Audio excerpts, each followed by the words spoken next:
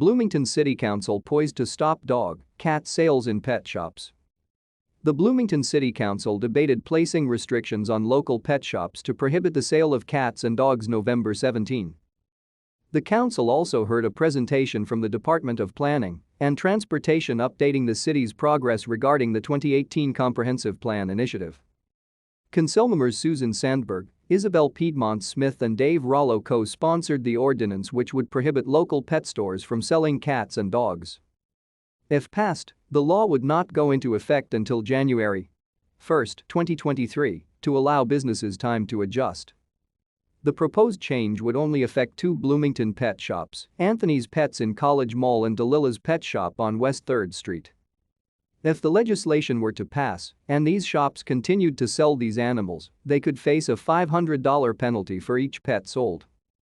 Local PetSmart and Petco stores are unlikely to be affected since their corporate policies already restrict cat and dog sales. To stay up to date with latest top stories, make sure to subscribe to this YouTube channel by clicking the button above this video. This change is to discourage the commercial breeding of cats and dogs known as puppy kitty mills, according to council documents. These facilities often ignore the needs of both the parent animals and their offspring in order to maximize the production volume and subsequent profits, said Samantha Morton, Indiana State Director at the Humane Society of the United States. Prohibiting the local pet store sales of these animals would decrease the demand for puppy and kitty mill animals, she said. The animals are not getting humane treatment, Morton said.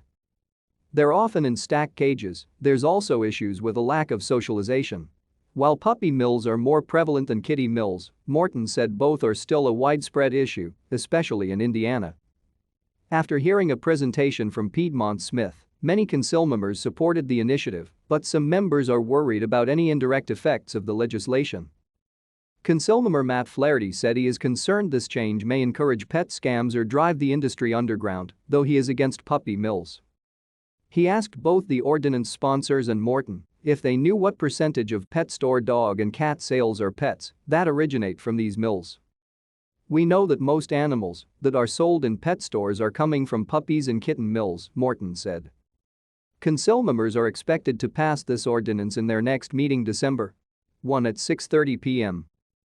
Four city officials from the Planning and Transportation Department gave updates regarding the goals of the Comprehensive Plan, which is Bloomington's long-range plan for use and development of land within city limits.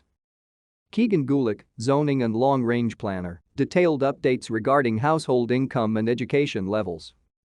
According to the 2019 American Community Survey, income inequality in Bloomington has reduced, he said. Planning Services Manager Beth Rosenbarger explained the progress the city made in greenhouse gas emission reduction and city transportation reports.